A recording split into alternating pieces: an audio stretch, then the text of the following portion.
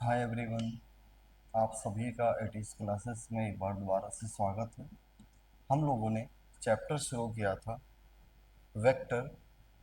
Vector में पिछले class में शायद हम लोगों ने क्या पढ़ा होगा, रेजोल्यूशन या कंपोनेंट ऑफ वेक्टर। किसी वेक्टर का कंपोनेंट कैसे करेंगे, फिर उसमें हमने कुछ टर्म डिफाइन किए होंगे, डायरेक्शन को साइन डिफाइन किया था, मैग्नीट्यूड वेक्टर का कैसे निकालेंगे, ये सब हम लोग पिछले लेक्चर में पढ़ चुके हैं।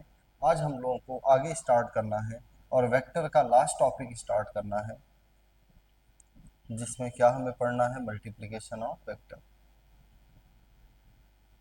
आज हम लोगों को स्टार्ट करना है मल्टीप्लिकेशन ऑफ वेक्टर।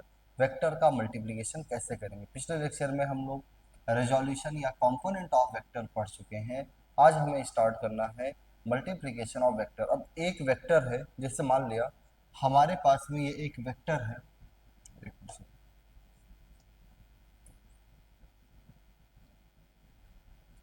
मान लिया हमारे पास में ये एक वेक्टर है।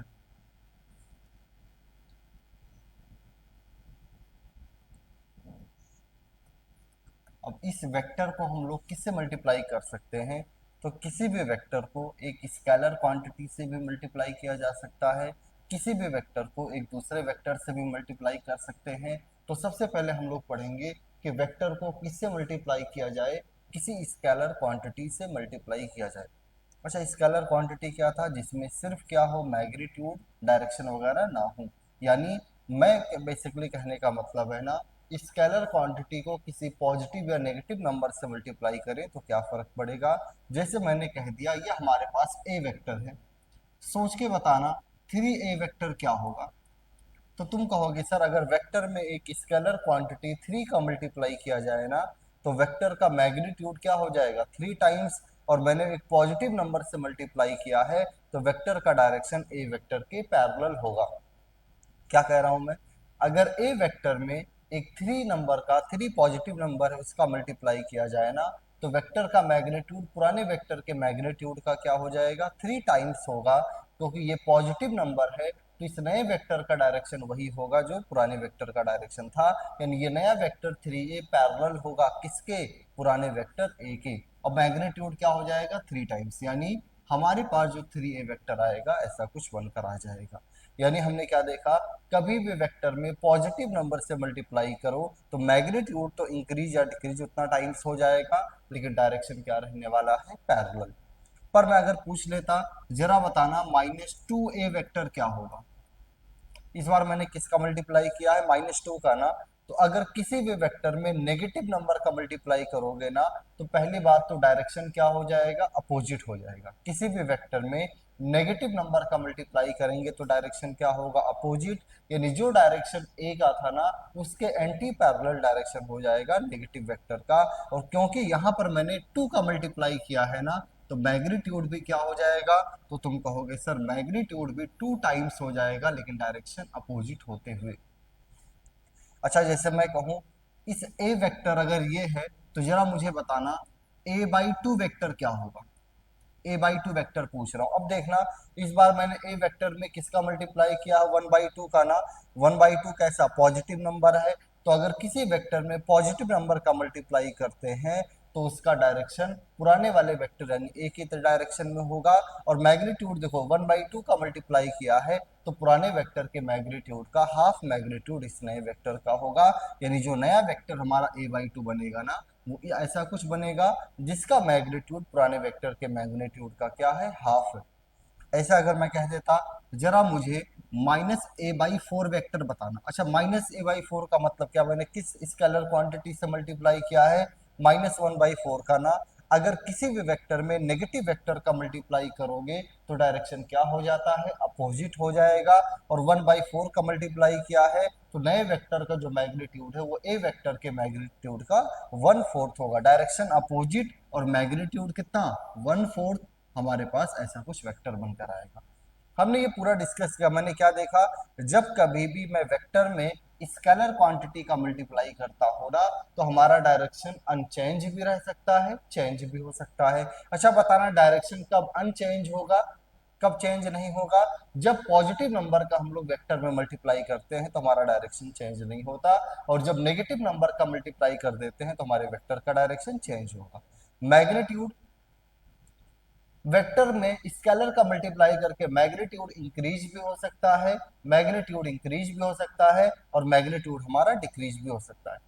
वेक्टर में स्केलर क्वांटिटी का मल्टीप्लाई करके मैग्नीट्यूड इंक्रीज भी किया जा सकता है और मैग्नीट्यूड डिक्रीज भी किया जा सकता है। अगर मल्टीप्लाइंग फैक्टर जो है ना वो एक से बड़ा रहा, मल्टीप्लाइंग फैक्टर का मैग्नीट्यूड एक से बड़ा रहा तो हमारा मैग्नीट्यूड वेक्टर का इंक्रीज होगा, और मल्टीप्लाइंग फैक्टर का मैग्नीट्यूड एक से छोटा हो, जैसे यहाँ मैग्नीट्यूड किससे मल्टीप्लाई किया 1/4, यहाँ 1/2, तो हमारा वेक्टर का मैग्नीट्यूड छोटा हो जाएगा।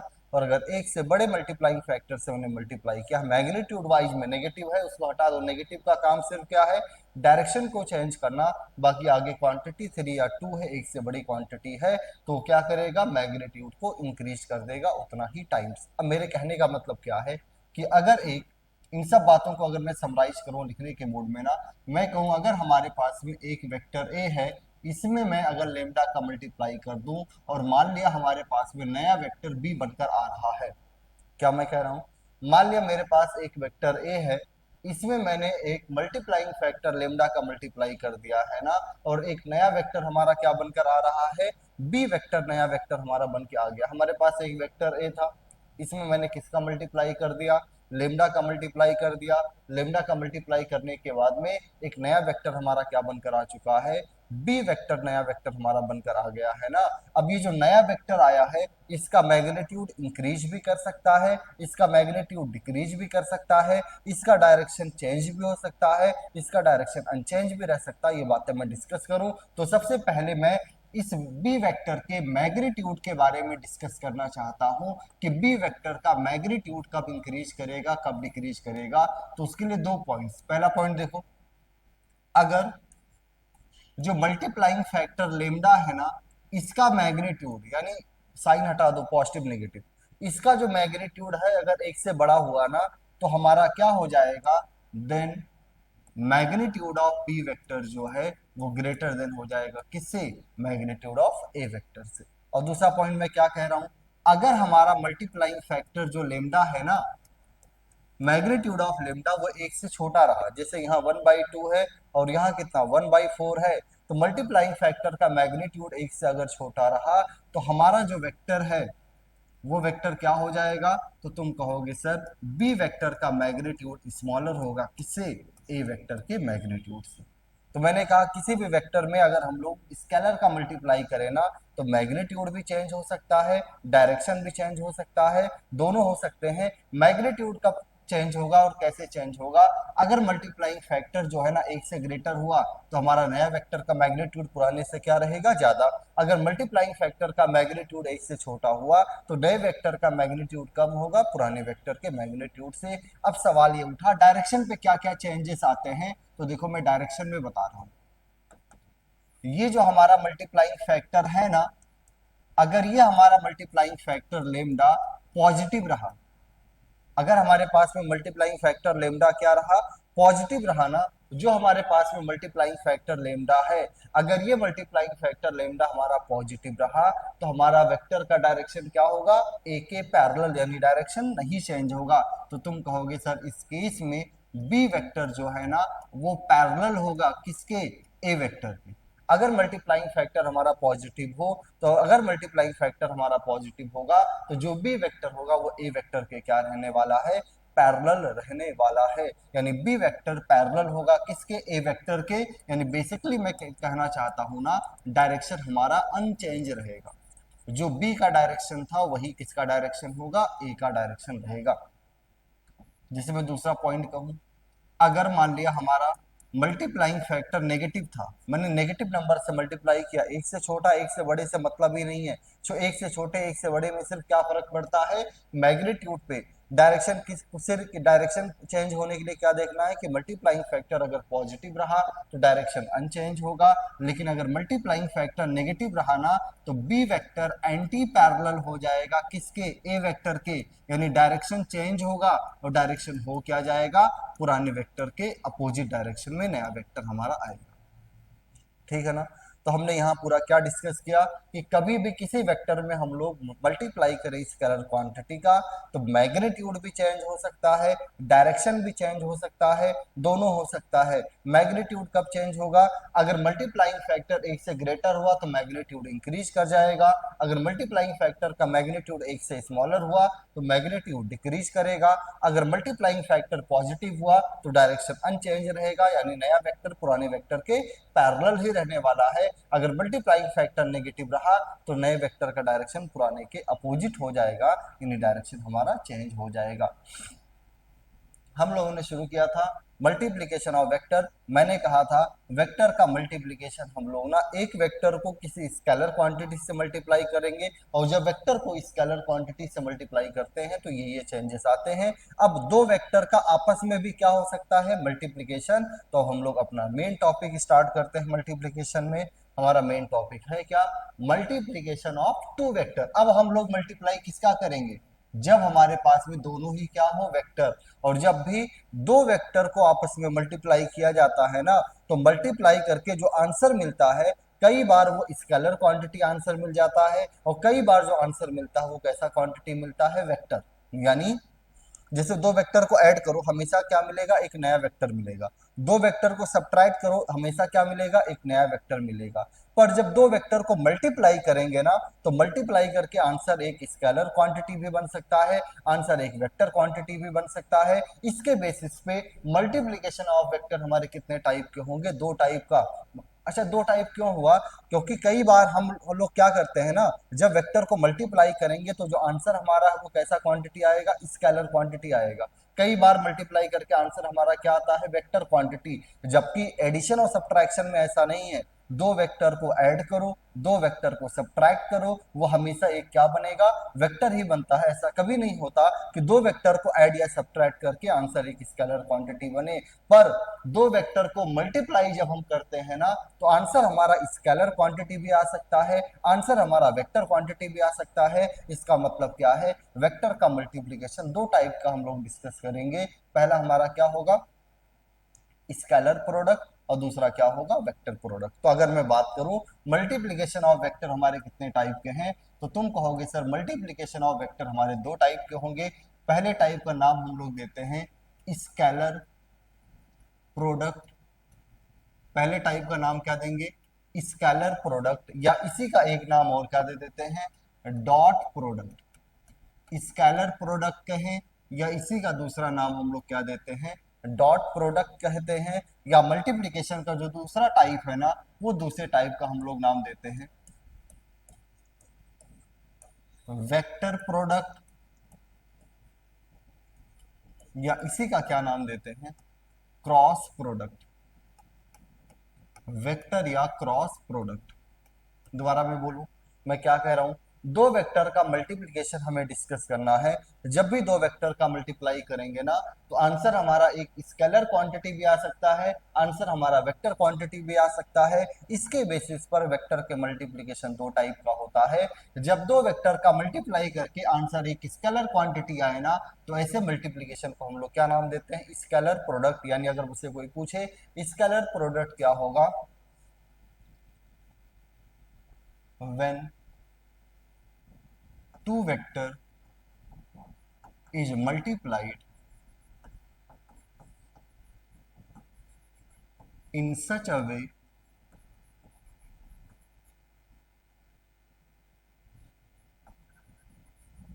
that its multiplication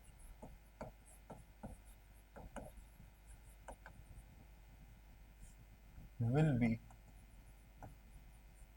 a scalar quantity,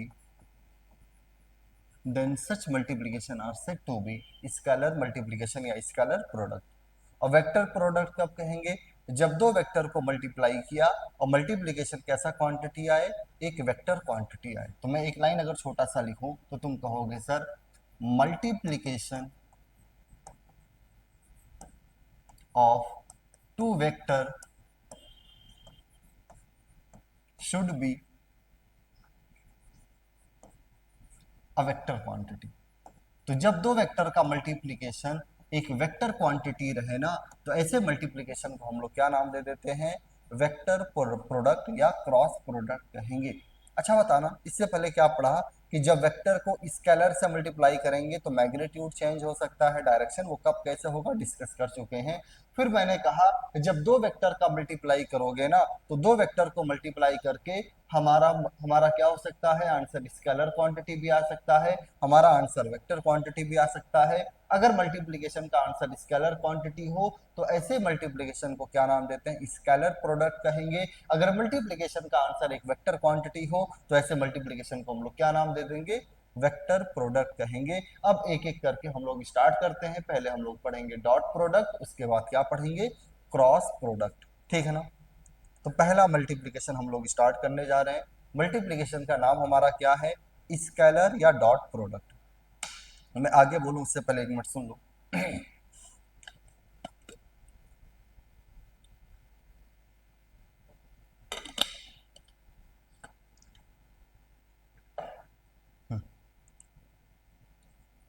मैं आगे बोलूं इससे पहले सुन लो। मैंने अभी कहा वेक्टर को स्केलर से कैसे मल्टीप्लाई करोगे, वो हमने डिस्कस किया। फिर मैंने कहा जब दो वेक्टर आपस में मल्टीप्लाई होते हैं तो आंसर स्केलर भी बन सकता है, आंसर वेक्टर। इसके बेसिस पर वेक्टर के मल्टीप्लिकेशन दो टाइप के होते हैं, पहला स्केलर प्रोडक्ट, दूसरा वेक्टर प्रोडक्ट। हम लोग पहला क्या स्टार्ट करने जा रहे हैं, स्केलर प्रोडक्ट या डॉट प्रोडक्ट। अब अगले आधे घंटे बहुत ध्यान से सुनते हुए चलना। मैं पहले स्केलर या डॉट प्रोडक्ट के बारे में सारी बातें एक साथ बताऊंगा, फिर न्यूमेरिकल कर लेंगे, बस खत्म होगा। देखो सबसे पहले देखना, मान लिया हमारे पास में ये एक ए वेक्टर है, ये दूसरा बी वेक्टर।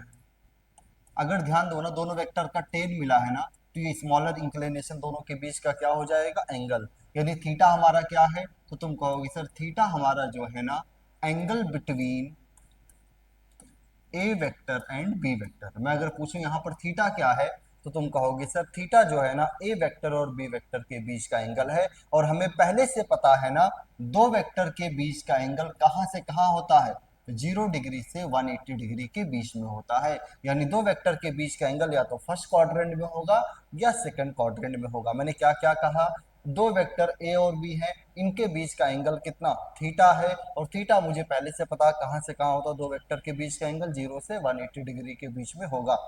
अब देखो सबसे पहले मैं बता रहा हूँ स्केलर या स्केलर या डॉट प्रोडक्ट का नोटेशन कैसे देते हैं, रिप्रेजेंटेशन कैसे देंगे, ध्यान देना। अगर मुझे दो वेक्टर का स्केलर प्रोडक्ट का नोटेशन देना है ना, तो इसको हम लिखते हैं ए वेक्टर डॉट बी वेक्टर। अच्छा ये अगर डॉट में लिखा हुआ तो ये कौन सा नोटेशन है, स्केलर मल्टीप्लिकेशन को हम लोग क्या लिखते हैं, ए डॉट बी। यानी अगर मैं बात करूं इसको रीड क्या करोगे, तो इसको रीड हम करते हैं ए वेक्टर डॉट। अब क्योंकि स्केलर प्रोडक्ट का नोटेशन हम लोग डॉट से देते हैं ना, इसलिए ऐसे मल्टीप्लिकेशन या ऐसे प्रोडक्ट को क्या नाम दे देते हैं, डॉट प्रोडक्ट भी कहते हैं। मैंने क्या कहा, स्केलर प्रोडक्ट का नोटेशन कैसे दोगे, ए वेक्टर डॉट बी वेक्टर, क्योंकि इसका मल्टीप्लिकेशन का नोटेशन हमने किससे दिया है, डॉट से दिया है ना, इसलिए ऐसे मल्टीप्लिकेशन को एक नया नाम भी क्या दे देते हैं, डॉट प्रोडक्ट कहते हैं। तो तुम स्केलर प्रोडक्ट कहो या डॉट प्रोडक्ट कहो, दोनों का एक ही मतलब है। अच्छा स्केलर प्रोडक्ट क्यों कहा था, क्योंकि इसका आंसर कैसा क्वांटिटी बनेगा, एक स्केलर क्वांटिटी बनेगा। डॉट प्रोडक्ट क्यों कहा, क्योंकि इसका रिप्रेजेंटेशन या नोटेशन हम लोग किससे देते हैं, डॉट से। ये नोटेशन हो गया। अब देखना डिफिनेशन बता रहा हूं।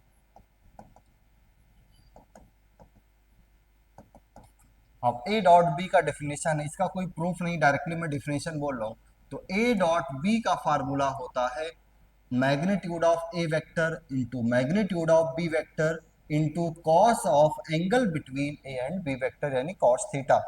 देखो ए डॉट बी का मैंने फार्मूला क्या बताया, तो ए डॉट बी का फार्मूला होता है पहले वेक्टर का मैग्नीट्यूड इंटू दूसरे वेक्टर का magnitude into cos of angle between A vector and B vector.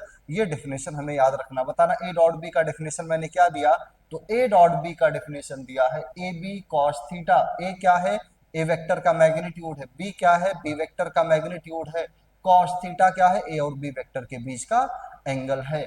अब ये मैंने डेफिनेशन दे दिया।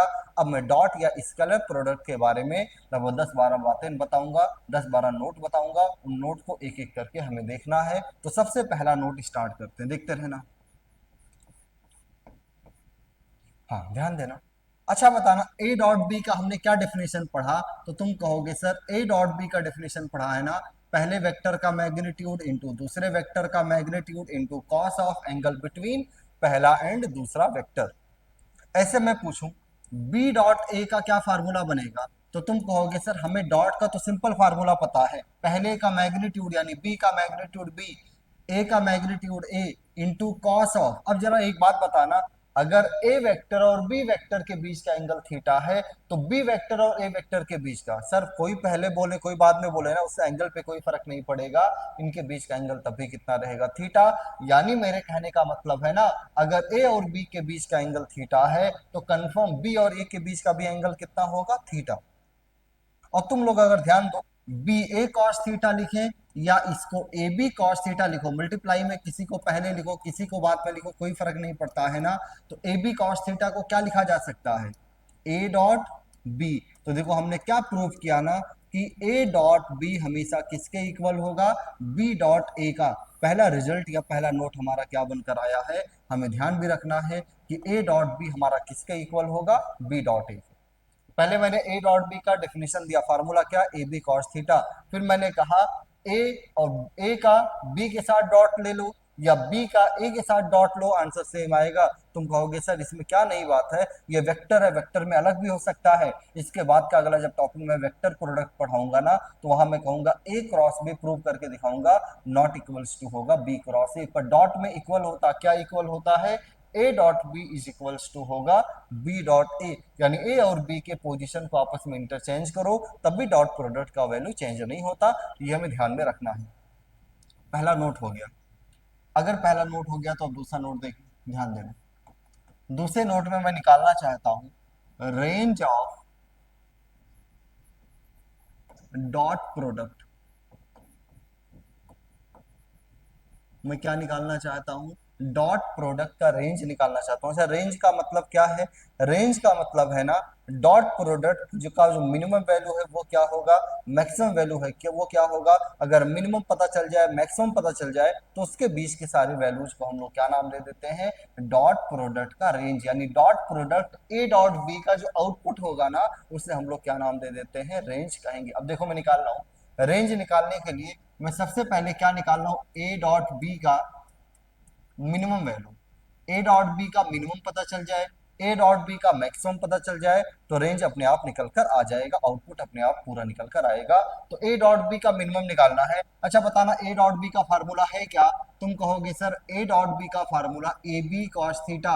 अगर ए डॉट बी का मिनिमम चाहिए तो किसका मिनिमम निकाल लीजिए?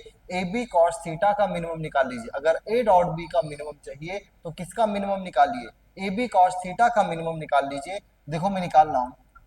तुम कहोगे सर ए क्या है? ए वेक्टर का मैग्नीट्यूड ना। क्या मैग्नीट्यूड कम ज्यादा हो सकता है? नहीं सर, वेक्टर का मैग्नीट्यूड तो फिक्स होगा। देखो वेक्टर को एरो से दिखाते हैं, क्या एक ही वेक्टर का मैग्नीट्यूड कम ज्यादा हो सकता है? क्या नहीं। तो वेक्टर के मैग्नीट्यूड तो हमेशा क्या रहते हैं? फिक्स। इसलिए तुम क्या कहोगे सर, ए और बी तो मैक्सिमम मिनिमम कुछ होता नहीं, एक कांस्टेंट वैल्यू है। हाँ, कॉस थीटा हमारा चेंज हो सकता है। क्यों? क्योंकि अगर मैं वेक्टर के बीच का एंगल चेंज करूं तो हमारा थीटा चेंज होगा, और अगर थीटा चेंज होगा तो कॉस थीटा क्या होगा? चेंज। अब देखो, अगर मुझे ए डॉट बी का मिनिमम वैल्यू चाहिए ना, तो मुझे कॉस थीटा का भी क्या लिखना पड़ेगा? Minimum value. अगर तुम्हें याद हो ना, मैंने कॉस थीटा का रेंज पढ़ाया होगा कि कॉस थीटा का मिनिमम वैल्यू -1 और कॉस थीटा का मैक्सिमम वैल्यू कितना होता है? +1। यहां मुझे क्या चाहिए? कॉस थीटा का मिनिमम ना, तो कॉस थीटा का मिनिमम कितना होता है? -1। तो ए डॉट बी का हमारा मिनिमम बनकर आ गया है -ab। ठीक इसी तरीके से अगर मैं ए डॉट बी का मैक्सिमम भी निकालना चाहूं, क्योंकि रेंज अगर कभी भी निकालना हो तो हमें मिनिमम वैल्यू पता होना चाहिए, हमें मैक्सिमम वैल्यू पता होना चाहिए। अच्छा बताना, ए डॉट बी का मिनिमम कितना बनकर आया? तो ए डॉट बी का मिनिमम आया है -ab। अब हम लोग क्या निकालना चाहते हैं? ए डॉट बी का मैक्सिमम। अच्छा बताएं ए डॉट बी का फार्मूला। तुम कहोगे सर ए डॉट बी का फार्मूला होता है ए बी कॉस थीटा। अब अगर ए डॉट बी का मैक्सिमम चाहिए ना, तो ए बी कॉस थीटा का क्या लिखना पड़ेगा, मैक्सिमम लिखना पड़ेगा। जरा ध्यान देना, ए और बी क्या है, कांस्टेंट है ना, ए और बी कांस्टेंट है और नॉन नेगेटिव है, नॉन नेगेटिव भी है कांस्टेंट भी है, ये चेंज नहीं होता, तो मैक्सिमम मिनिमम में ये कोई रोल नहीं अदा करेगा, पार्टिसिपेट नहीं करेगा। अगर तुम्हें ए डॉट बी का मैक्सिमम चाहिए तो कॉस थीटा का क्या लिखना पड़ेगा, मैक्सिमम लिखना पड़ेगा। और जरा बताना, ए डॉट बी का अगर मैक्सिमम चाहिए तो कॉस थीटा का मैक्सिमम लिखो, और कॉस थीटा का मैक्सिमम कितना होता है, अभी मैंने बोला है कॉस थीटा का मिनिमम था -1, कॉस थीटा का मैक्सिमम कितना +1, तो ए बी में 1 का मल्टीप्लाई करोगे तो कितना आ जाएगा ए बी। हमने क्या देखा ना, ए डॉट बी का मिनिमम वैल्यू कितना आया -ab, ए डॉट बी का मैक्सिमम वैल्यू कितना बनकर आया +ab। तो तुम कह सकते हो सर जो ए डॉट बी हमारा है ना, वो ग्रेटर देन और इक्वल टू होगा -ab, बट लेस देन और इक्वल टू होगा +ab। यानी मेरे कहने का मतलब है ए डॉट बी का रेंज, चाहो तो दूसरी तरीके से लिख दो ऐसे, belongs to close interval -ab to +ab। तो ये हमने क्या निकाल लिया, ए डॉट बी का रेंज। मुझसे कोई पूछे ए डॉट बी का रेंज क्या होता है, तो पहले तो मैंने एक्सप्लेन किया, पर आज के बाद में रटा होना चाहिए। क्या रटना है हमें, कि ए डॉट बी का जो वैल्यू है ना, -ab से कभी छोटा नहीं होगा और +ab से कभी बड़ा नहीं होगा, यानी इसका रेंज -ab से लेकर +ab तक होता है। -ab से छोटा नहीं आएगा और +ab से कभी ए डॉट बी बड़ा नहीं आ सकता। अभी तक दो नोट बताया, पहला A dot B is equals to क्या था, बी डॉट ए, दूसरा हमने रेंज निकाला, ए डॉट बी का रेंज बनकर आया है -ab से +ab तक आया है। अगर ये हुआ, ऐसे हमें कम से कम कितने 12 नोट देखने हैं, दो हो गए। अगले नोट की तरफ अगर हम लोग आगे बढ़े, ये सेकंड नोट हो गया, अगले पे चले। हाँ, अगला नोट ध्यान देना, note 3, if A dot B is greater than 0, मान लिया ए डॉट बी निकाला, ग्रेटर देन 0 का मतलब पॉजिटिव आ गया, तो मैं एक्सप्लेन करना चाहता हूं तो क्या हो, देन अगर ए डॉट बी हमारा ग्रेटर देन 0 आ जाए, अगर ए डॉट बी हमारा ग्रेटर देन 0 आ जाए ना, तो मैं जानना चाहता हूं क्या हो रहा है, अगर ए डॉट बी हमारा ग्रेटर देन 0 आ जाए ना, तो मैं जानना चाहता हूं ए डॉट बी के ग्रेटर देन 0 आने का क्या मतलब है। इसका एक्सप्लेनेशन पहले देखते हैं, फिर मैं लिखूंगा, ध्यान देना एक्सप्लेनेशन मैं दे रहा हूं।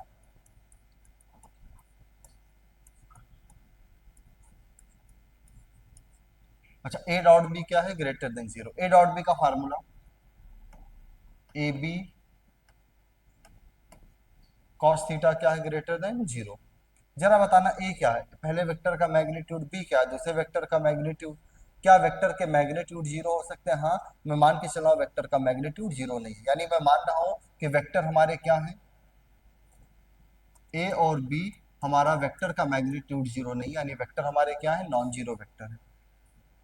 अब ये 0 नहीं हो सकता, तो इसको यहाँ डिवाइड में ले आओ, तो पक्का कॉस थीटा क्या रहेगा, पॉजिटिव, कॉस थीटा पॉजिटिव। अच्छा, थीटा अभी हमने देखा था किस क्वाड्रेंट में है, तुम कहोगे सर थीटा फर्स्ट क्वाड्रेंट में भी हो सकता है, सेकंड में ना, क्वाड्रेंट कैसे हमने पढ़ा है, मैंने कहा होगा बेसिक मैथमेटिक्स में 0 से 90 फर्स्ट क्वाड्रेंट, 90 से 180 सेकंड। फर्स्ट क्वाड्रेंट में तो ऑल पॉजिटिव, और सेकंड में साइन और कोसेक पॉजिटिव। जरा बताना कॉस कहाँ पॉजिटिव होगा, फर्स्ट में या सेकंड में, क्योंकि इन्हीं दोनों के बीच में तो एंगल होगा 0 से 180। तो तुम कहोगे सर फर्स्ट में तो कॉस पॉजिटिव है, पर सेकंड में कॉस क्या है, नेगेटिव। अब अगर कॉस पॉजिटिव आया है तो पक्का एंगल कहां से कहां होगा, तो तुम कहोगे सर एंगल होगा 0 डिग्री से 90 डिग्री के बीच का। और अगर हमारा एंगल 0 से 90 डिग्री के बीच का हो, तो ऐसे एंगल को शायद हम लोग क्या नाम देते हैं, एक्यूट एंगल कहेंगे। तो जरा देखो हमने क्या प्रूव किया, कि अगर ए डॉट बी कभी निकालो और पॉजिटिव आ जाए ना, इसका मतलब दोनों वेक्टर के बीच का एंगल कैसा है, एक्यूट है। क्या कह रहा हूं मैं, ए डॉट बी निकाला और कभी क्या आ जाए, पॉजिटिव आ जाए ना, तो इसका मतलब क्या निकल कर आया, कि दोनों वेक्टर के बीच का एंगल क्या है, एक्यूट एंगल है। तो if A dot B is positive, then angle between A vector and B vector will be acute angle, will be acute angle। अगर ए डॉट बी पॉजिटिव आया तो दोनों वेक्टर के बीच का एंगल क्या होगा, एक्यूट होगा। ऐसे मैं अगले नोट की तरफ बढ़ू। If A dot B is less than zero, अगर ए डॉट बी हमारा क्या आ जाए, लेस देन जीरो का मतलब क्या, नेगेटिव आ जाए ना, तो देखो मैं इसको एक्सप्लेन करता हूँ फिर लिखता हूँ। पहले एक्सप्लेनेशन देखते हैं फिर मैं लिखूंगा। अच्छा, ए डॉट बी हमारा कितना आया है, नेगेटिव, यानी A dot B less than zero है। तुम कहोगे कि सर ए डॉट बी का फार्मूला होता A B cos theta, A dot B का फार्मूला क्या होता है, A B cos theta. A और बी पॉजिटिव है ना, अब तीन नंबर का मल्टीप्लीकेशन नेगेटिव है, जिसमें दो हमेशा पॉजिटिव है, तो पक्का तीसरा क्या रहेगा, नेगेटिव रहेगा। तो यहां से कॉस थीटा क्या आ गया, नेगेटिव। अब बताना कॉस थीटा फर्स्ट क्वाड्रेंट में नेगेटिव होगा या सेकंड में, तुम कहोगे सर सेकंड में, और सेकंड में नेगेटिव होने का मतलब एंगल 90 डिग्री से 180 डिग्री के बीच में रहेगा। एंगल कहां से कहां के बीच में होगा, 90 डिग्री से 180 डिग्री के बीच में। और अगर दो वेक्टर के बीच का एंगल 90 से 180 डिग्री के बीच का हो तो ऐसे एंगल को हम लोग क्या नाम देते हैं, ऑब्ट्यूज एंगल कहेंगे। तो मैंने क्या कहा, अगर डॉट पॉजिटिव आए तो एंगल कैसा, एक्यूट, अगर डॉट नेगेटिव आए तो एंगल कैसा, obtuse. then angle between a vector and b vector will be obtuse angle। तो a और b के बीच का एंगल, अभी तक हमने चार नोट क्या क्या देखा, एक बार में 10 सेकंड में मैं रिवाइज करूं कि a dot B B dot A के इक्वल, a डॉट बी का रेंज क्या है, माइनस ए बी से लेकर प्लस ए बी तक। a डॉट बी पॉजिटिव तो angle acute, a dot B negative तो एंगल ऑब्ट्यूज। अब आगे बढ़े अगले नोट की तरफ।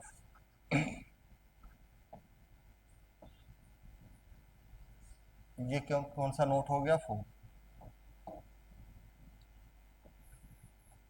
अगर ये हुआ तो नोट 5 देखते। If A dot B is equals to zero, अच्छा मैं मान चुका हूं ए और बी वेक्टर क्या है, नॉन जीरो वेक्टर है, तब ये सब बातें हैं। अगर ए डॉट बी हमारा जीरो आ जाए तो इसका क्या एक्सप्लेनेशन होगा, देखो मैं एक्सप्लेनेशन दे रहा हूं पहले फिर लिखूंगा। ए डॉट बी हमारा कितना आ गया, जीरो ना। ए डॉट बी का formula A B cos theta, जरा ध्यान देना, अगर A B cos theta is equal to zero है, तीन नंबर का मल्टीप्लाई जीरो है, तो तुम कहोगे sir either A is equals to zero और b is equals to zero और cos theta is equals to zero. पर मैंने माना हुआ है कि a और b क्या नहीं हो सकता, जीरो नहीं हो सकता, यानी अगर a और b दो नॉन जीरो वेक्टर हैं, a का मैग्नीट्यूड और b का मैग्नीट्यूड जीरो नहीं हो सकता, और तीन नंबर का मल्टीप्लाई जीरो है, तो पक्का जीरो कौन होगा, cos थीटा। और cos थीटा जीरो का मतलब थीटा कितना, 90 ना, cos थीटा जीरो का मतलब थीटा कितना, 90, और थीटा 90 का मतलब वेक्टर के बीच का एंगल 90 हो, तो यानी दोनों वेक्टर, यानी अगर ये ए वेक्टर हमारे पास में है तो बी वेक्टर ए के क्या रहने वाला है, परपेंडिकुलर। 90 एंगल का मतलब वेक्टर क्या है, परपेंडिकुलर। तो तुम कहोगे सर अगर कभी भी दो वेक्टर का डॉट जीरो आ जाए और दोनों वेक्टर कैसे हो, नॉन जीरो वेक्टर होना, तो दोनों वेक्टर का हमेशा क्या रहेगा, डॉट जीरो आने की वजह से परपेंडिकुलर या ऑर्थोगोनल वेक्टर होगा। तो if A dot B is equals to zero and एक कंडीशन और मैं दे रहा हूं, A and B are two non zero vector, A और बी को मैं कैसा वेक्टर मान रहा हूं, नॉन जीरो वेक्टर हो। अगर ए डॉट बी जीरो हो और ए और बी दो नॉन जीरो वेक्टर हो तो ए डॉट बी जीरो का मतलब क्या निकल कर आएगा कि ए वेक्टर और बी वेक्टर परपेंडिकुलर या ऑर्थोगोनल है। Then A vector is perpendicular, अच्छा कभी कभी क्वेश्चन में परपेंडिकुलर कहे या ऑर्थोगोनल कहे, दोनों का मतलब एक ही। Then A and B vector are perpendicular और ऑर्थोगोनल, परपेंडिकुलर टू, यानी अगर वेक्टर परपेंडिकुलर है तो डॉट जीरो होगा, या अगर डॉट जीरो है और वेक्टर नॉन जीरो है तो उनका वो वेक्टर क्या रहेंगे, परपेंडिकुलर या ऑर्थोगोनल। अगर डॉट पॉजिटिव आया तो एंगल एक्यूट, डॉट नेगेटिव आया तो एंगल ऑब्ट्यूज, डॉट जीरो आया तो एंगल कैसा है, 90, यानी वेक्टर कैसे हैं, ऑर्थोगोनल या परपेंडिकुलर हमारे वेक्टर कहलाएंगे। इतना हो गया ना। ये अगर नोट हुआ तो अगला नोट देखते, ध्यान देना। हाँ ये नोट ध्यान देना क्या कह रहा है। Lambda one A vector dot lambda two B vector is equals to lambda one lambda two A dot B. अच्छा ये क्या कह रहा हूं मैं, पहले इसको पढ़कर दिखा दो, अपने आप समझ में आएगा। ये पढ़ लो अगर मैं, तो कह रहा है ए वेक्टर में लेमडा वन लेमडा टू कोई कांस्टेंट वैल्यू, तो ए वेक्टर में लेमडा वन का मल्टीप्लाई करिए, बी वेक्टर में लेमडा टू का मल्टीप्लाई करिए, फिर दोनों का डॉट ले लीजिए। दोबारा सुनो, ए वेक्टर में लेमडा वन का मल्टीप्लाई करिए, बी वेक्टर में लेमडा टू का मल्टीप्लाई करिए, फिर दोनों वेक्टर का क्या लेना है, डॉट। ये वैल्यू एग्जैक्टली इक्वल होगा किसके, कि तुम लोग क्या करो ना, ए और बी का डॉट लेकर उसमें लेमडा वन लेमडा टू का मल्टीप्लाई कर देना, आंसर सेम आएगा। यानी मेरे कहने का मतलब, दो वेक्टर में स्केलर क्वांटिटी का मल्टीप्लाई करो फिर उनका डॉट लो। देखो लेमडा वन लेमडा टू क्या थी, स्केलर क्वांटिटी, तो वेक्टर में स्केलर क्वांटिटी का मल्टीप्लाई करो फिर उनका डॉट लो। ये वैल्यू एग्जैक्टली सेम आता है ना, कि पहले वेक्टर का डॉट ले लो, बाद में क्या करना, स्केलर क्वांटिटी का मल्टीप्लाई करना, दोनों वैल्यू सेम आएगा। इसी को अगर हम लोग पुरानी अपने बेसिक मैथमेटिक्स के फॉर्म में बोलें, अरिथमेटिक मैथमेटिक्स के फॉर्म में, तो यानी मैं कह सकता हूं डॉट प्रोडक्ट में स्केलर क्वांटिटी को कॉमन लिया जा सकता है। ए के साथ लेमडा वन था, कॉमन आ गया, बी के साथ लेमडा टू था, कॉमन आ गया, तो डॉट प्रोडक्ट में स्केलर क्वांटिटी को कॉमन लिया जा सकता है। या इसी को मैं अच्छे लैंग्वेज में कहूंगा, किसी वेक्टर में स्केलर क्वांटिटी का मल्टीप्लाई करें फिर उनका डॉट लें, या पहले डॉट ले लें बाद में स्केलर क्वांटिटी का मल्टीप्लाई करेंगे, दोनों का आंसर क्या आएगा, सेम आने वाला है। तो ये हमारा नोट 6 हो गया। नोट 6 अगर हो गया, अच्छा एक बार रिवाइज कर लो अभी तक क्या क्या हमने देखा, फिर मैं आगे बोलूँ। एक बार अगर मैं बताना चाहूँ ना हमने क्या क्या देखा, ध्यान देना। एक बार देखो, हम लोगों ने स्टार्ट किया था ना, स्केलर प्रोडक्ट या वेक्टर प्रोडक्ट क्या होता, स्केलर या डॉट प्रोडक्ट किसे कहेंगे, तो मैंने कहा इसका नोटेशन ए डॉट बी से देते हैं। ए डॉट बी का formula A B cos theta, पहला नोट बताया ए डॉट बी किसके इक्वल होगा, बी डॉट ए के। सेकंड नोट मैंने बताया कि रेंज क्या होता है, माइनस ए बी से प्लस ए बी। फिर क्या कहा हम लोगों ने, क्या देखा कि अगर ए डॉट बी पॉजिटिव हो तो angle acute, A dot B negative हो तो angle obtuse, A dot B zero है और वेक्टर नॉन जीरो होना तो वेक्टर ऑर्थोगोनल या परपेंडिकुलर कहलाते हैं। फिर अगला नोट क्या देखा, किसी वेक्टर्स में स्केलर क्वांटिटी का मल्टीप्लाई करके डॉट लो, या पहले डॉट ले लो बाद में स्केलर क्वांटिटी का मल्टीप्लाई करना, दोनों काम ही, दोनों ऑपरेशन सेम है। ये 6 नोट हो गया। अगले नोट पे चलें, 7th पे देखते हैं।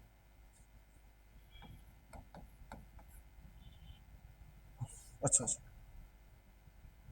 अगला नोट अपना, जिसे हम लोग क्या नाम दे रहे हैं, स्क्वायर ऑफ अ वेक्टर।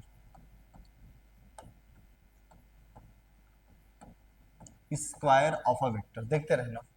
यानी मेरे कहने का मतलब क्या है ना, ये ए वेक्टर, इसका स्क्वायर, तो किसी वेक्टर के स्क्वायर का डेफिनेशन है ना, ए वेक्टर का स्क्वायर लिखा, इसका मतलब होता है A vector dot A vector. अगर ए वेक्टर का स्क्वायर लिखा, इसका मतलब क्या है, A vector dot A vector. अब जरा देखो, मैं ए वेक्टर डॉट ए वेक्टर को अगर सॉल्व करूं क्या बनेगा ये, ए डॉट बी का फार्मूला क्या, पहले का मैग्नीट्यूड इंटू दूसरे का इंटू कॉस। ए वेक्टर अपने आप से कितना एंगल बनाएगा, जीरो, कॉस जीरो वन, तो ए डॉट ए का वैल्यू कितना आ गया, ए स्क्वायर ना। तो इसको मैं क्या लिख सकता हूँ, देखो हमने क्या प्रूव किया, ये हमें याद भी होना चाहिए। किसी वेक्टर का स्क्वायर, देखो हमने क्या प्रूव किया, किसी वेक्टर का स्क्वायर किसके इक्वल आ रहा है, किसी वेक्टर का स्क्वायर उसके मैग्नीट्यूड के स्क्वायर के इक्वल होगा। पहले किसी वेक्टर के स्क्वायर का डेफिनेशन क्या है, तो ए वेक्टर के स्क्वायर का डेफिनेशन है ए डॉट ए, और फार्मूला क्या निकल कर आया, ए वेक्टर का स्क्वायर उसके मैग्नीट्यूड के स्क्वायर के इक्वल होगा। क्लियर है, ए वेक्टर का स्क्वायर उसके मैग्नीट्यूड के स्क्वायर के इक्वल होगा। पर क्योंकि मैंने ना square of a vector define किया बिना बोले हुए, हम लोग, तुम लोग क्या करोगे, एक गलत कॉन्सेप्ट दिमाग में लाओगे। अगर मैं पूछूं ए का क्यूब क्या होगा, तो तुम कहोगे सर सिंपल, जैसे स्क्वायर डिफाइन किया था वैसे वेक्टर का क्यूब डिफाइन कर सकते हैं ना। क्या लिखोगे, A vector dot A vector dot. अब जरा ध्यान देना, ए डॉट ए क्या होता, अभी मैंने प्रूव किया ए डॉट ए स्क्वायर। क्या ये पॉसिबल है, क्या क्या पॉसिबल, ए स्क्वायर तो एक स्केलर क्वांटिटी है ना, क्या स्केलर क्वांटिटी का वेक्टर क्वांटिटी के साथ डॉट ले सकते हैं, नहीं सर, आपने कहा है डॉट हमेशा दो वेक्टर क्वांटिटी का होता है। और यहाँ क्या बन गया, स्केलर का वेक्टर के साथ डॉट क्या लिया जा सकता है, नहीं। तो क्या वेक्टर में क्यूब वगैरह डिफाइन होगा, नहीं। क्या पावर 4 डिफाइन होगा? नहीं, वेक्टर में सिर्फ और सिर्फ स्क्वायर डिफाइन है, इसके हाईएस्ट पावर क्यूब हो गया, 4 हो गया, 5, ये सारे पावर डिफाइन नहीं है। इसी फार्मूले के बेसिस पर मैं कुछ और फार्मूले प्रूव कर सकता हूँ। ये फार्मूले मैं डायरेक्टली लिख दे रहा हूँ, याद करना। जैसे ये मैंने प्रूव करके दिखाया ना ए वेक्टर का स्क्वायर, वैसे ये 2-3 फार्मूले मैं लिख रहा हूँ, ये फार्मूला हमें याद रखना। पहला formula, A vector plus B vector का whole square is equals to होता है पहले वेक्टर के मैग्नीट्यूड का square plus 2 A dot B plus दूसरे वेक्टर के मैग्नीट्यूड का स्क्वायर। ऐसे अगर मैं दूसरा फार्मूला लिखूं, A vector minus B vector के मैग्नीट्यूड का स्क्वायर क्या होगा? तो पहले वेक्टर के मैग्नीट्यूड का square minus 2 A dot B plus B square. ऐसे मैं लिख दूं अगला फार्मूला, एक ब्रैकेट में A vector plus B vector dot दूसरे ब्रैकेट में A vector minus B vector, ये इक्वल आता है ए के मैग्नीट्यूड का स्क्वायर माइनस बी के मैग्नीट्यूड का स्क्वायर। ये हमने क्या देखा? स्क्वायर ऑफ अ वेक्टर, किसी वेक्टर का स्क्वायर उसके मैग्नीट्यूड के स्क्वायर के इक्वल होता है। और इसी से हम लोग 3 फार्मूले, A vector plus B vector whole square का, A vector minus B vector, और ये फार्मूले हम लोग याद कर सकते हैं। इतना हमें याद हो गया है। ये कौन सा नोट था? 7। अभी 4-5 नोट और बचे हैं, देखते हैं अगला। अगला नोट, जैसे अगर तुम ध्यान दो ना, आई कैप डॉट आई कैप क्या होगा? तुम कहोगे सर जैसे ए वेक्टर डॉट ए वेक्टर क्या था? उसके मैग्नीट्यूड का स्क्वायर। वैसे आई कैप डॉट, अच्छा आई कैप है क्या? एक्स डायरेक्शन में यूनिट वेक्टर या एक्स डायरेक्शन को बताता है। तो आई कैप एक यूनिट वेक्टर है, इसका मैग्नीट्यूड कितना? 1। तो I cap dot I cap इसके मैग्नीट्यूड का स्क्वायर यानी 1 का स्क्वायर, और 1 का स्क्वायर क्या होता है सर? इसी तरह अगर मैं पूछूं जे कैप डॉट जे कैप, तो ये भी 1 होगा। के कैप डॉट के कैप, तो ये भी कितना होगा? 1। यानी मैंने क्या देखा ना, आई जे के में अगर सेम के साथ डॉट लोगे तो हमेशा कितना बनकर आता है? 1। किस में? आई कैप जे कैप और के कैप में अगर सेम के साथ डॉट लोगे तो उसका वैल्यू कितना बनकर आएगा? 1 बनकर आ रहा है। अगला नोट,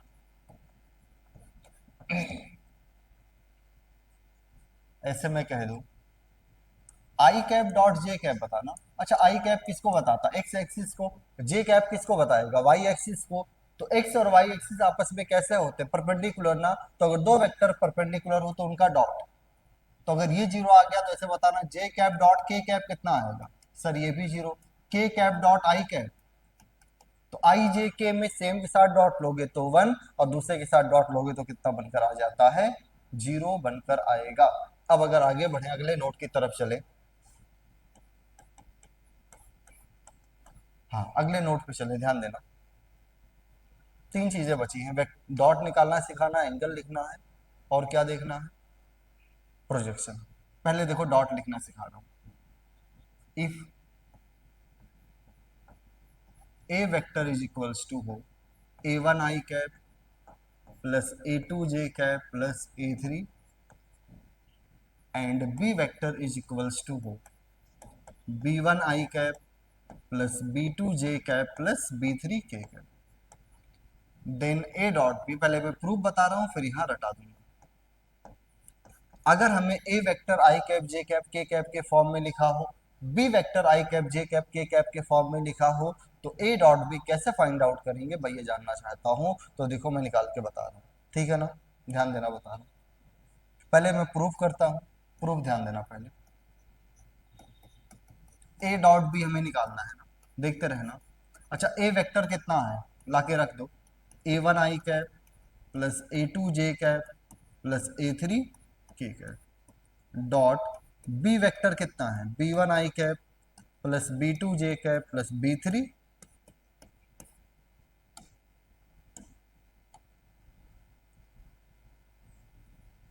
को डॉट निकालना मुझे सिखाना, मैं दिखाना। ए डॉट भी निकालना था ना।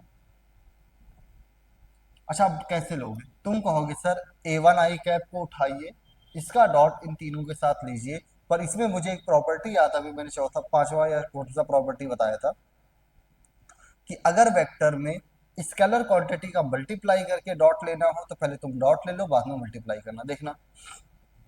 वही यूज करो, ए one I cap dot B one I cap, तो A1 B1 में कॉमन ले सकता हूँ, इसको क्या लिख सकता हूँ, आई कैप डॉट ऐसे A1 I cap dot B2 J cap. तो A1 B2 अगर कॉमन ले लो तो क्या लिखा जा सकता है, I cap dot J cap. A1 I cap dot B3 K cap. तो A1 B3 अगर कॉमन ले लूँ क्या बन जाएगा, आई कैप डॉट के कैप। प्लस ऐसे देखो A2 जे कैप का इन तीनों के साथ डॉट लो तो हो जाएगा A2 B1 कांस्टेंट बाहर ले लें तो जे कैप डॉट आई कैप। ये प्रॉपर्टी पढ़ चुके हैं। A2 जे कैप का इसके साथ डॉट लो तो A2 B2 बाहर आ जाएगा, क्या बनेगा, J cap dot J cap. A2 J cap का इस तीसरे के साथ डॉट लो तो A2 B3 बाहर आ जाएगा, जे कैप डॉट के कैप बनकर आएगा। ऐसे अगला A3 के कैप का इन तीनों के साथ डॉट देखो क्या बनेगा, तो बनेगा A3 B1 के cap dot I cap. A3 बे कैप का इस दूसरे के साथ डॉट लें तो A3 B2 कांस्टेंट बाहर, के कैप डॉट जे कैप। ऐसे A3 B3 का तीसरे के साथ डॉट लें क्या बनेगा, A3 B3 K cap dot.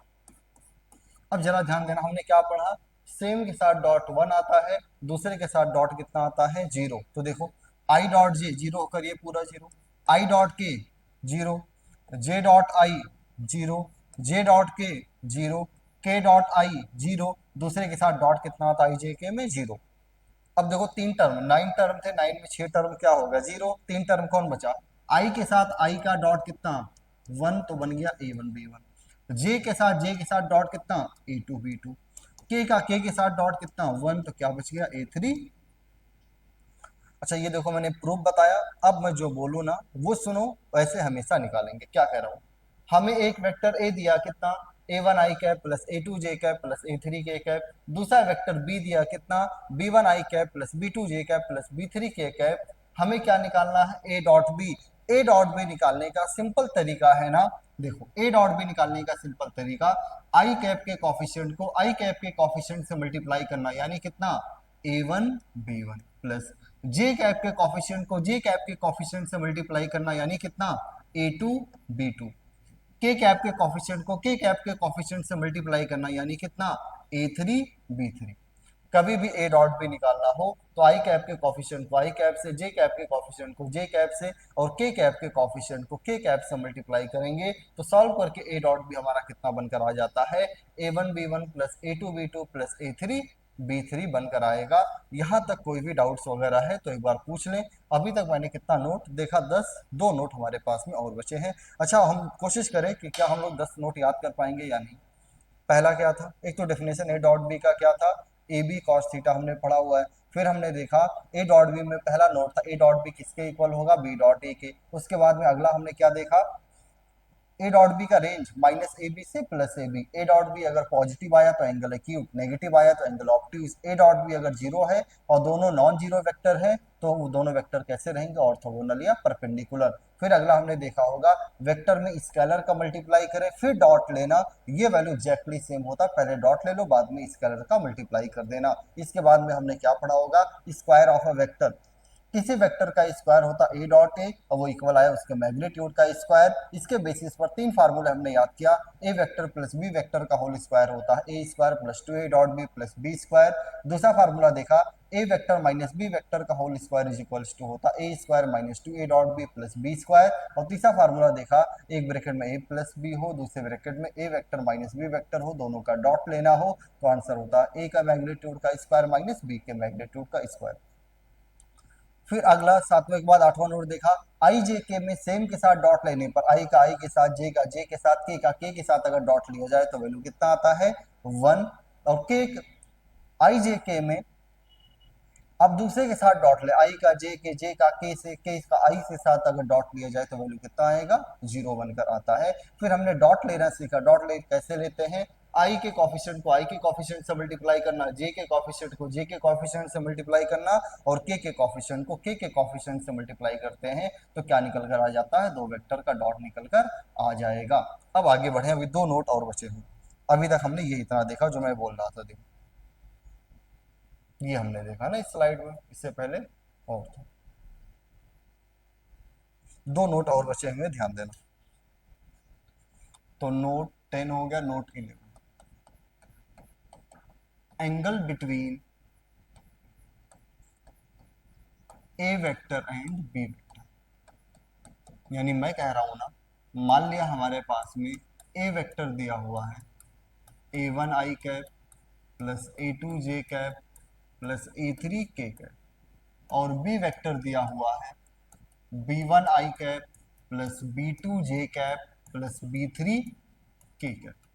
मुझे दोनों वेक्टर के बीच का एंगल निकालना हो। सुन लो, अभी क्रॉस नहीं पढ़ाना, पढ़ लेंगे तो मैं वहां बोल भी दूंगा। डॉट भी हमें पता हो, क्रॉस भी पता हो। डॉट में कॉस आता है, क्रॉस में साइन आता है। अभी जो लाइन बोलूंगा रटो, उसको मैं एक्सप्लेन कर दूंगा क्रॉस में। कभी भी दो वेक्टर के बीच का एंगल निकालना हो ना, हमेशा डॉट प्रोडक्ट का यूज करेंगे। यह लाइन हमेशा दिमाग में रखो। कभी भी दो वेक्टर के बीच का एंगल निकालना हो, कौन सा फार्मूला लगाएंगे? डॉट प्रोडक्ट का फार्मूला हम लोग लगाते हैं। कब? जब भी दो वेक्टर के बीच का एंगल निकालना हो, वेक्टर कंपोनेंट के फॉर्म में पता हो, कैसे भी पता हो, दो वेक्टर के बीच का एंगल निकालने का तरीका है दोनों का क्या कर लेना, डॉट प्रोडक्ट का यूज करके फार्मूला वगैरह लगाना। अब बताना, डॉट प्रोडक्ट का अगर मैं यूज करूं तो ए डॉट बी का क्या फार्मूला था? तुम कहोगे सर ए डॉट बी का फार्मूला है ए बी कॉस थीटा। तो यहां से cos थीटा का फार्मूला कितना बनकर आ जाएगा? तो cos थीटा बनेगा a dot B upon A B. और आज के बाद में रट लो कि कभी भी दो वेक्टर के बीच का एंगल पूछेगा, मैं फार्मूला क्या यूज करता हूं? cos theta is equals to a dot B upon A B. क्या कह रहा हूं? कभी भी दो वेक्टर के बीच का एंगल पूछे तो हमें कौन सा फार्मूला यूज करना है? cos theta is equals to a dot B upon A B. अब जरा ध्यान देना, कॉस थीटा को और क्या लिखा जा सकता है? ए डॉट बी अभी निकालना सीखा ना, क्या था? आई कैप के कॉफिशिएंट को आई कैप के कॉफिशिएंट से मल्टीप्लाई करना, जे कैप के कॉफिशिएंट को जे कैप के कॉफिशिएंट से मल्टीप्लाई करना, के कैप के कॉफिशिएंट को के कैप के कॉफिशिएंट से मल्टीप्लाई कर देना, डॉट निकल गया। ए क्या है? ए वेक्टर का मैग्नीट्यूड, पिछले क्लास में पढ़ा होगा ना, वेक्टर का मैग्नीट्यूड कैसे निकालते हैं? अंडर रूट आई के कॉफिशिएंट का स्क्वायर प्लस जे के कॉफिशिएंट का स्क्वायर प्लस के कॉफिशिएंट का स्क्वायर। ऐसे बी का मैग्नीट्यूड कैसे? अंडर रूट आई के कॉफिशिएंट का स्क्वायर प्लस जे के कॉफिशिएंट का स्क्वायर प्लस के कॉफिशिएंट का स्क्वायर। तो ये अगला नोट हमने क्या देखा कि कभी भी दो वेक्टर के बीच का एंगल निकालना हो, हम लोग क्या करते हैं? डॉट प्रोडक्ट का यूज करते हैं और फार्मूला क्या लगाते हैं? cos theta is equals to a dot B upon A B. आखिरी नोट, इसके बाद डॉट हमारा खत्म हो जाएगा। Projection of a vector to another vector. एक वेक्टर का दूसरे वेक्टर पे प्रोजेक्शन का क्या मतलब है और इसका क्या फार्मूला बनेगा? देखो मैं एक्सप्लेन भी कर रहा हूं, याद भी कर रहा हूं। मान लिया हमारे पास में ये एक ए वेक्टर है, ये एक बी वेक्टर है, इन दोनों वेक्टर के बीच का एंगल थीटा है। तो अगर मैं कहूं projection of B vector along या on A vector, B vector का ए वेक्टर पे प्रोजेक्शन का क्या मतलब है? सुनो, तो बी वेक्टर का ए वेक्टर पे प्रोजेक्शन का मतलब है ना, अगर ऊपर से पैरेलल बीम ऑफ लाइट गिराया जाए तो लेंथ ऑफ जो शेडो बनेगा ए पर, उसे हम लोग क्या नाम देते हैं? प्रोजेक्शन। और लेंथ ऑफ शेडो पता करना तो क्या करना? बी के हेड से परपेंडिकुलर ड्रॉ कर देना। किस पे? ये मान लिया ओ है, ये ए है, ये एम है। तो ये जो ओ एम का लेंथ आया है ना, यही हमारा क्या हो जाएगा? बी का ए पे प्रोजेक्शन। और प्रोजेक्शन का फार्मूला मैं पहले स्केलर फॉर्म में बता रहा हूं, उसके बाद में कौन से फॉर्म में बता दूंगा? वेक्टर। पहले मैं स्केलर फॉर्म में निकाल के दिखा रहा हूँ, फिर वेक्टर फॉर्म में। अच्छा, ये ओ एम कितना आएगा? सर इस ट्राइंगल में कॉस थीटा लिख के हमने बहुत मेहनत करके ये सब पढ़ा हुआ ना, कॉस थीटा लिखो, कितना बनकर आ जाएगा? B cos theta.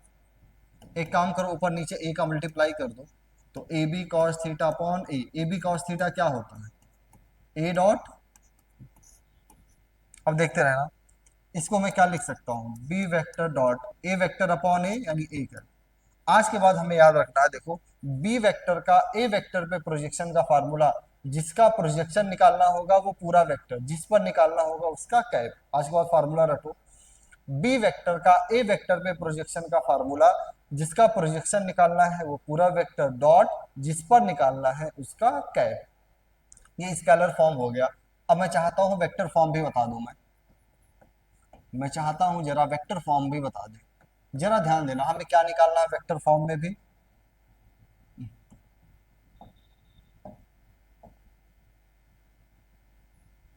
मैं चाहता हूं ना प्रोजेक्शन का वेक्टर फॉर्म भी बता दे, यानी मुझे बताना है projection of B vector on A vector. कभी भी वेक्टर फॉर्म लिखना हो तो क्या लिखना, मैग्नीट्यूड लिख दो और डायरेक्शन लिख दो। जरा बताना प्रोजेक्शन का मैग्नीट्यूड कितना, सर ओएम, या अभी ओएम का वैल्यू हमने क्या, प्रोजेक्शन का मैग्नीट्यूड ओएम और डायरेक्शन ओएम का डायरेक्शन लिख दो, देखते रहना।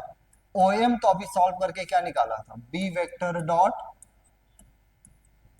अच्छा ओएम का क्या डायरेक्शन होगा, इस ओएम का अगर मैं डायरेक्शन पूछूं, सर ओएम का डायरेक्शन वही है जो किसका डायरेक्शन है, ए का, तो ए का डायरेक्शन क्या लिखोगे, ए क्या। तो ये फार्मूला हमें याद रखना प्रोजेक्शन का, कि बी वेक्टर का ए वेक्टर पे प्रोजेक्शन कितना होगा, बी पूरा वेक्टर रहेगा, ए का कैप का डॉट। वेक्टर फॉर्म में लिखोगे तो जिस पर निकालो उसी के डायरेक्शन से भी मल्टीप्लाई कर देना। इस तरह हमने ये सारा क्या डिस्कस कर लिया, डॉट प्रोडक्ट डिस्कस कर चुके हैं। अब हमें इस पे क्या स्टार्ट करना होगा, न्यूमेरिकल स्टार्ट करेंगे। यहाँ तक कोई भी डाउट है तो एक बार दोबारा देख लें, कोई भी प्रॉब्लम है तो एक बार दोबारा डिस्कस कर लें, नहीं तो अब हम लोग क्या स्टार्ट करते हैं, डॉट प्रोडक्ट पे न्यूमेरिकल स्टार्ट करते हैं, देखना। अच्छा ये पेज ऐसे छोड़ दो, मैंने ऐड कर दिया था ना। अब हमें क्वेश्चन देखना है कितने हैं, 1 2 3 4 5,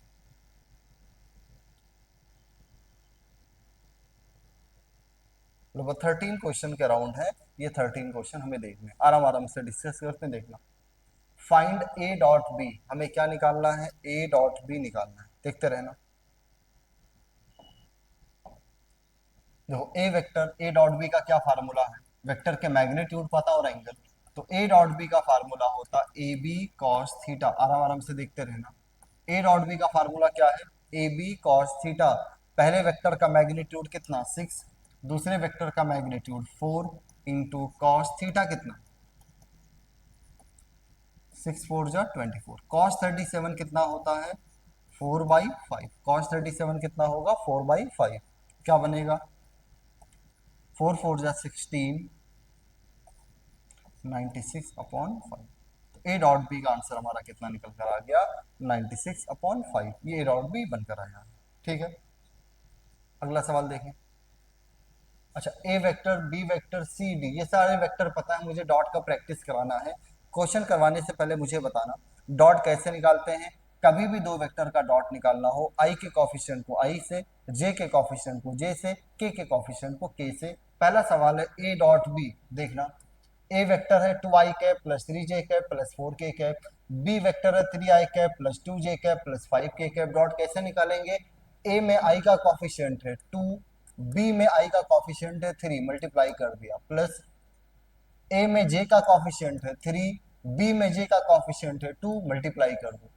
ए में k का कॉफिशिएंट है 4, बी में k का कॉफिशिएंट है 5। कभी भी डॉट निकालना हो तो आई कैप के कॉफिशिएंट को आई कैप के कॉफिशिएंट से, जे कैप के कॉफिशिएंट को जे कैप के कॉफिशिएंट से, और के कैप के कॉफिशिएंट को के कैप के कॉफिशिएंट से मल्टीप्लाई करेंगे। क्या बना 2 3 जा 6, 3 2 जा 6, 4 5 जा 20, कितना आ गया 32। ऐसा अगला क्या पूछा, बी डॉट सी ना, देखो बी में आई का कॉफिशिएंट 3 और सी में आई का कॉफिशिएंट -1, 3 इंटू -1 डायरेक्टली कर रहा हूं -3। बी में जे का कॉफिशिएंट 2 और सी में जे का कॉफिशिएंट -1, 2 इंटू -1 -2। बी में के का कॉफिशिएंट 5, यहां सी में के का कॉफिशिएंट 1, 5 इंटू 1, 5 माइनस 5 कितना 0। अगला सी डॉट डी, अब देखो डायरेक्टली निकालूंगा, सी वेक्टर में आई कैप का कॉफिशिएंट -1 और डी में कितना -2, -1 इंटू -2, माइनस माइनस मल्टीप्लाई हो गया +2, माइनस देखो जे का कॉफिशिएंट कितना -1 और +1, -1 इंटू +1 कितना बनकर आ जाएगा -1, यहाँ +1 इंटू -2 कितना बनकर आ जाएगा -2। सॉल्व करके कितना, कभी भी दो वेक्टर का डॉट लेना हो हम लोग क्या करते हैं, आई कैप के कॉफिशिएंट को आई कैप के कॉफिशिएंट से मल्टीप्लाई करना, जे कैप के कॉफिशिएंट को जे कैप के कॉफिशिएंट से मल्टीप्लाई करेंगे, के कैप के कॉफिशिएंट को के कैप के कॉफिशिएंट से मल्टीप्लाई करेंगे।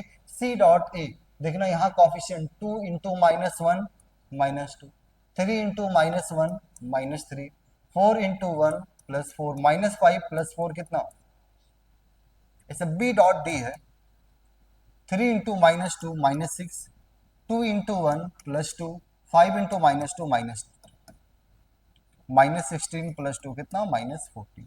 एक आखिरी बार सुन लो, कभी भी दो वेक्टर का डॉट निकालना हो कैसे निकालेंगे, आई कैप के कॉफिशिएंट को आई कैप के कॉफिशिएंट से मल्टीप्लाई करना, जे कैप के कॉफिशिएंट को जे कैप के कॉफिशिएंट से मल्टीप्लाई करना, के कैप के कॉफिशिएंट को के कैप के कॉफिशिएंट से मल्टीप्लाई कर देना, डॉट निकल कर आ जाएगा।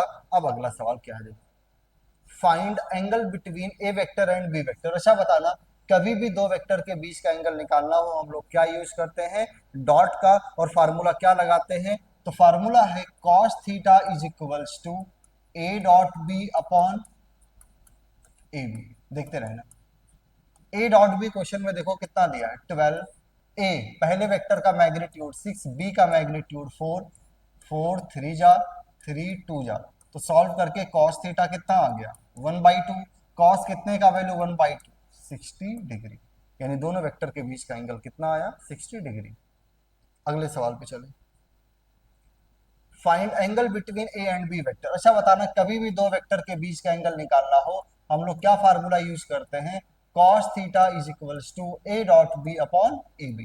कभी भी दो वेक्टर के बीच का एंगल निकालना हो फार्मूला हम क्या लगाते हैं, cos theta is equal to A dot B upon A B. देखो ए डॉट बी का वैल्यू कितना दिया है, √3/2 इंटू ए बी अपॉन क्या लिखा है, ए बी कट गया तो cos थीटा बनकर आया √3/2, cos कितने का वैल्यू √3/2 30, यानी आंसर कितना आ गया 30 डिग्री। कभी भी दो वेक्टर के बीच का एंगल निकालना हो फार्मूला क्या है, A dot B upon A B.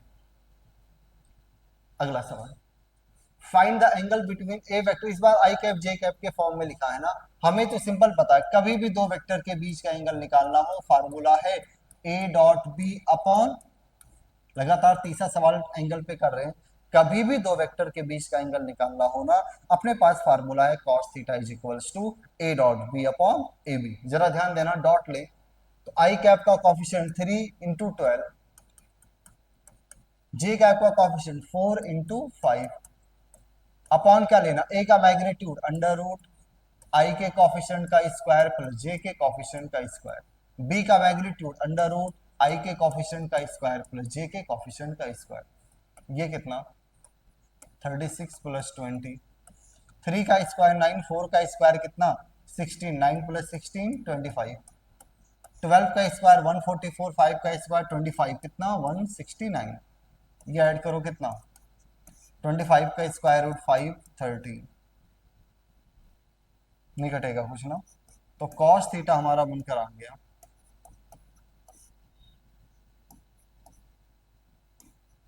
अच्छा ये वैल्यू नहीं पता ना, बस एक से छोटा आना चाहिए तो आ गया, तो देखो थीटा कितना आ गया, जब एग्जैक्ट आंसर ना पता हो तो cos इनवर्स 56 ये आंसर। तो कभी भी दो वेक्टर के बीच का एंगल निकालना हो फार्मूला क्या लगाते हैं, cos theta is equals to A dot B upon A B. आगे, फाइंड वर्क डन, फोर्स पता है डिस्प्लेसमेंट, देखो एक दो फार्मूले में यहाँ छोटे छोटे फार्मूले बताता हुआ चलूंगा। फोर्स हमारा देखो यहाँ एक्स वाई जेड कुछ नहीं है ना, कांस्टेंट है, तो जब फोर्स कांस्टेंट हो तो वर्क का फार्मूला होता है, याद कर लेना है एफ डॉट एस।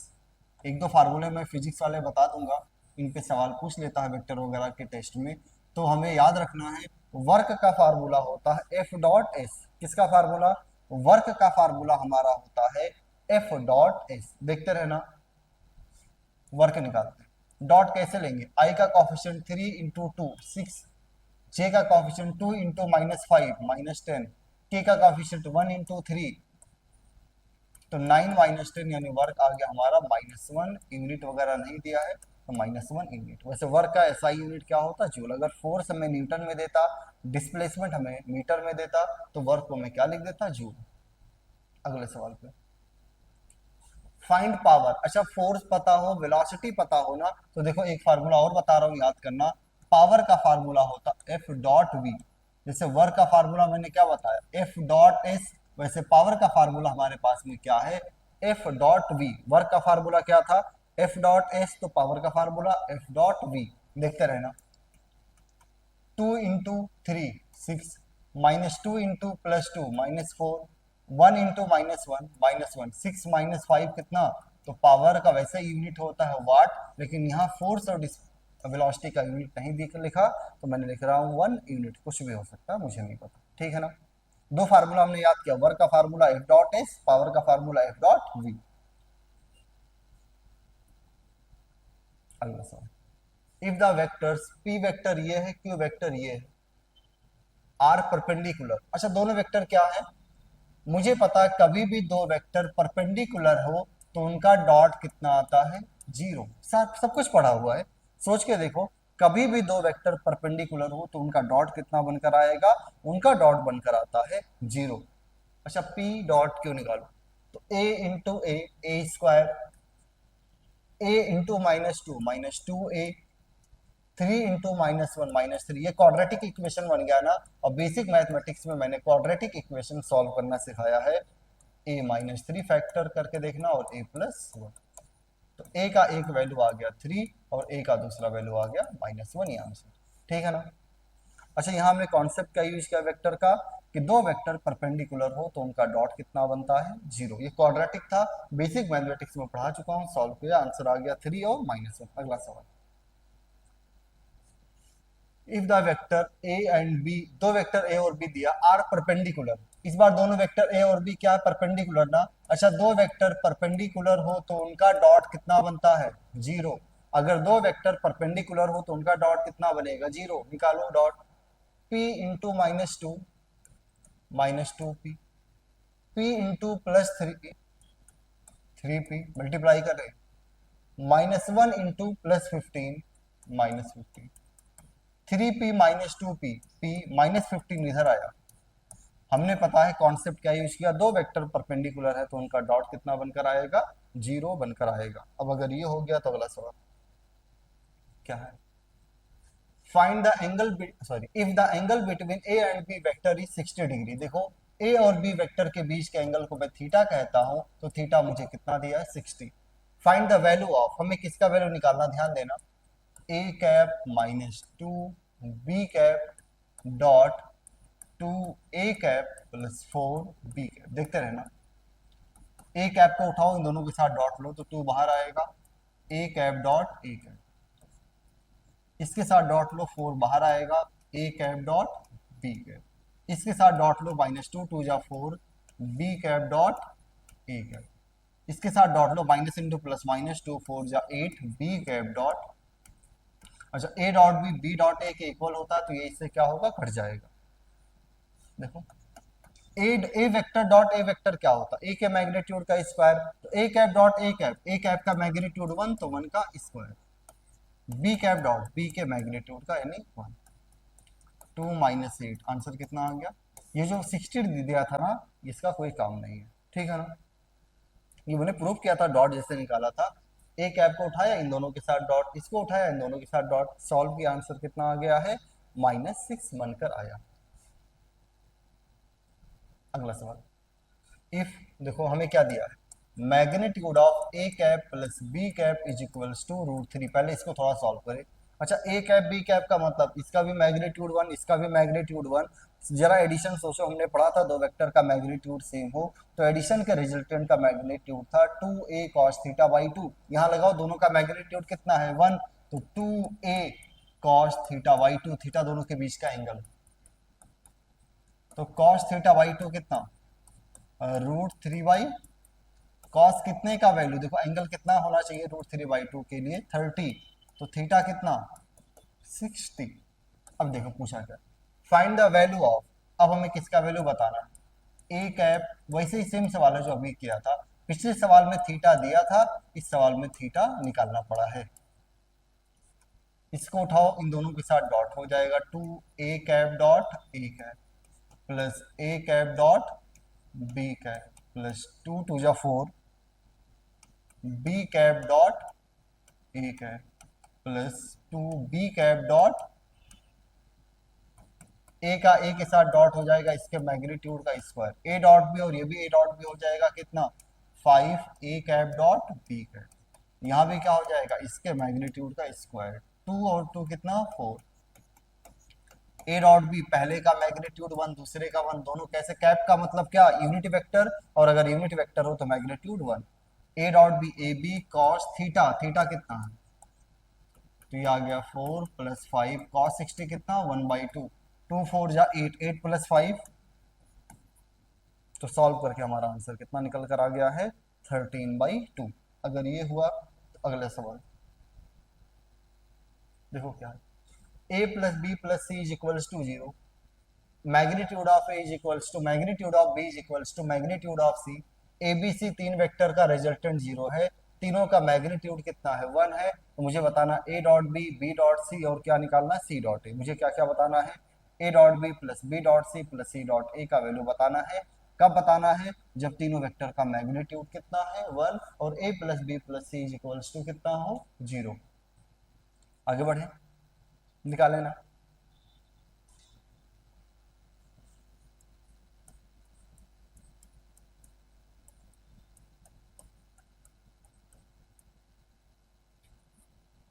हाँ, ध्यान देना, A dot B dot C और सी डॉट ए निकालना है। जब A plus B plus C, अच्छा एक बात बताओ, वैसे मैं इसको इक्विलिब्रियम वगैरह से भी कर बता सकता हूँ, लामीश थ्योरम वगैरह का थोड़ा बहुत यूज करके, लेकिन अभी मैं वो सब नहीं कर रहा हूँ क्योंकि मैंने इक्विलिब्रियम में लामीश थ्योरम एनएलएम में पढ़ाना, यहाँ पढ़ना नहीं है। अभी देखो बिल्कुल मैथ्स की तरह सॉल्व करते हैं। मुझे ए डॉट बी चाहिए ना, तो इधर चलो बी के रेस्पेक्ट में डॉट ले लो। तो मैं एल एच एस और आर एच एस दोनों में किसके साथ डॉट लेता हूँ, बी। तो इधर भी जीरो वेक्टर है, जीरो का किसी के साथ डॉट लो 0। ये क्या बनेगा, A dot B dot B plus C dot, जो प्रूव करना उसमें ए डॉट बी है, जो प्रूव करना उसमें बी डॉट सी है, तो सी डॉट बी को बी डॉट सी का। ये देखना, सेम के साथ डॉट, उसके मैग्नीट्यूड का स्क्वायर, मैग्नीट्यूड कितना 1, तो 1 का स्क्वायर 1 और ये 1 इधर आएगा, ठीक है ना। A dot B dot C बन गया, एक्स्ट्रा क्या है सी डॉट ए। अब इसी का जो कंडीशन दिया था ना, ए प्लस बी प्लस सी, पहली बार मैंने किसके रेस्पेक्ट में डॉट लिया, बी के। अब इसका चलो मैं सी के रेस्पेक्ट में डॉट ले लूं, देखते रहना, ये बनेगा ए डॉट सी लिखो या सी डॉट ए लिख दो, एक ही बात है, प्लस बी डॉट सी, ठीक है। सी डॉट सी कितना 1 का स्क्वायर, 1 का स्क्वायर इधर आएगा -1। फटाफट कर रहा हूं मैं। अब ये जो कंडीशन है एक बार और डॉट ले लूं, ए प्लस बी प्लस सी, पहली बार देखो हमने किसके रेस्पेक्ट में डॉट लिया, बी। दूसरी बार सी, अब चलो ए के रेस्पेक्ट में डॉट ले लें। अब किसके रेस्पेक्ट में डॉट ले लेते हैं, ए। क्या बन जाएगा, A vector dot A, B vector dot A plus C vector dot A. A का ए के साथ डॉट, 1 का स्क्वायर, 1 का स्क्वायर इधर आएगा -1, B dot A plus C dot, इन तीनों इक्वेशन को ऐड कर दो, इक्वेशन 1 प्लस 2। एक दूसरा तरीका है लामीश थ्योरम वगैरह से, इक्विलिब्रियम से, क्योंकि तीन वेक्टर का रिजल्टेंट 0 हो तो उसे इक्विलिब्रियम में कहते हैं, और उससे भी मैं बता सकता था, पर मैंने कहा चलो मैथ्स की तरह सॉल्व करते हैं, तो पहले ए के रेस्पेक्ट में डॉट लो, फिर बी के, फिर सी के, सॉल्व करके जो आया उन तीनों को ऐड कर दो। देखो ए डॉट बी यहाँ है, ए डॉट बी यहाँ है, 2 ए डॉट बी हो जाएगा, 2 कॉमन ले लिया, बी डॉट सी यहाँ, बी डॉट सी यहाँ है, तो 2 बी डॉट सी होगा, 2 कॉमन ले रखा, सी डॉट ए यहाँ है, सी डॉट ए यहाँ है, 2 कॉमन ले लो, -1 -1 -1 -3, तो सॉल्व करके A dot B plus B dot C plus C dot A बनकर आ गया। एक दूसरा तरीका है, बिल्कुल है। कितना आंसर आया, -3/2। एक बार देख लें, कोई डाउट्स वगैरह है दोबारा चेक कर ले, मैं थोड़ा सॉल्यूशन फास्ट ही बता रहा हूँ, बहुत ज़्यादा टाइम वेस्ट नहीं करने का मतलब है, ठीक है।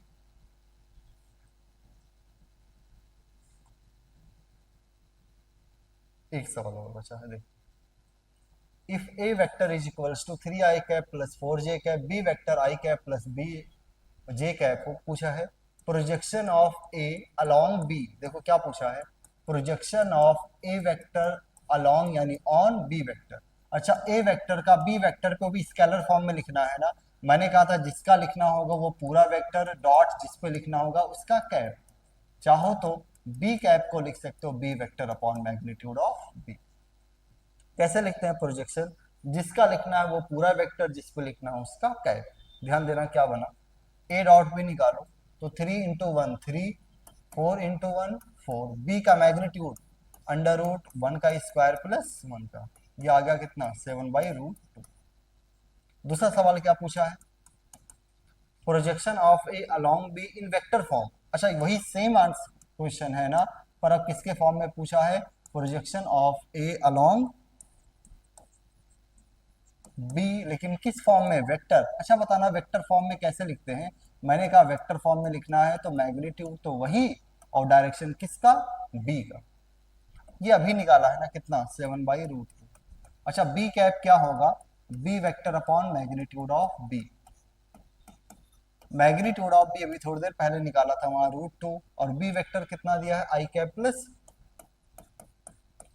तो सॉल्व करके वेक्टर फॉर्म में आंसर आ गया 7/2 ब्रैकेट में आई कैप प्लस। तो ये हमारा सवाल प्रोजेक्शन का भी हो गया। अब हम लोग आगे देखते हैं क्या है। अब अगला हमारा है वेक्टर या क्रॉस प्रोडक्ट। तो इस तरह आज के लेक्चर में हमने सबसे पहले देखा दो वेक्टर का मल्टीप्लिकेशन, उससे पहले हमने वेक्टर का स्केलर में मल्टीप्लाई किया, फिर दो वेक्टर के मल्टीप्लिकेशन मैंने बताया दो टाइप का होगा, एक हो सकता है स्केलर, दूसरा हो सकता है वेक्टर। तो पहले मैंने स्केलर या वेक्टर प्रोडक्ट पढ़ लिया है।